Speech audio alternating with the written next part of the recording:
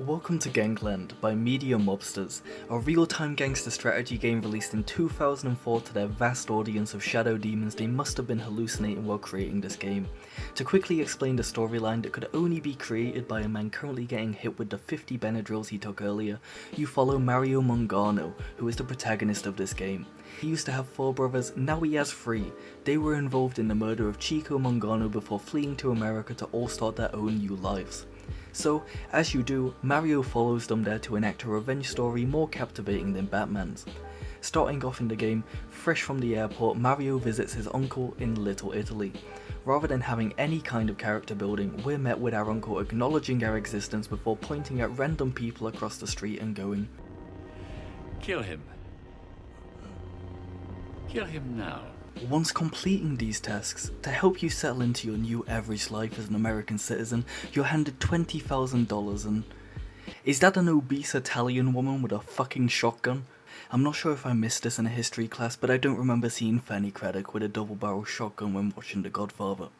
If you're wondering why this video took longer to come out than my past reviews, it's because this campaign is over 20 hours long, and rather than just playing a few missions, I sat through and played the entire game in my spare time. I only recorded 3 hours of gameplay. I sat through the entire thing, and I'm sure you can pick up from this change in editing style that the secondhand smoke from the meth the devs were smoking must have got to me a little. The story is told through screen grabs with a filter over them that look like they were done with photo booth, and honestly, they don't really add anything to the story. Now, I know what you're thinking, this game must be very self-aware that it's laughably bad, so we'd lean into it a little bit. You would be wrong. The storyline takes itself so seriously, it makes it even funnier. Gangland is an insanely simple RTS, but instead of building up a main base, your supplies and power come from extorting businesses. You can hire troops out of certain businesses, upgrade guns, and kill the enemy, usually by initiating a gunfight reminiscent of that first Boondocks episode. The units in the game are interesting to say the least, and their parents must have been feeding them steel plates for their breakfast every single morning, as they can take a damn beating. Units heal manually from a single collection of medkits, and you have 3 bullet types that your units can use. One is just stunning units and doing a little damage, and the others are just doing more damage than normal bullets. Due to this being an old game, the WSAD keys don't move your camera. Instead, they make your units aggressively snap to face a direction. I'd argue there's no real strategy to the game. You can't cue movement commands, and trying to organise a manoeuvre on an enemy is like trying to win a game of Counter-Strike while communicating using only sign language. While I've been slandering the dev team, I will admit the gameplay loop is concerningly entertaining. I'd even argue if the combat was changed, this would be a very fun comical gang-themed RTS game.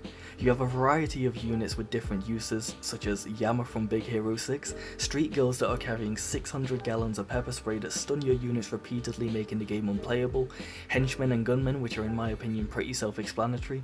On top of that, we also have historically accurate people you would find in a mafia, such as a man with a literal bazooka, a guy simply called Bomber, and a ninja. Editor, are you keeping up with this? Eden? Hello?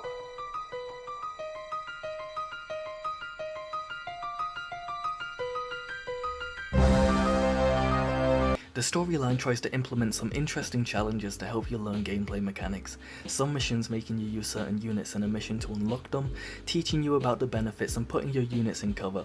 However, putting your units in cover is beneficial for literally that one mission. There are also vehicles in this game, which I'm sure is a big surprise. I'm confident it's an even bigger surprise to the NPCs, seeing as you're the only fucking person who can drive in the entire of the city from the looks of it.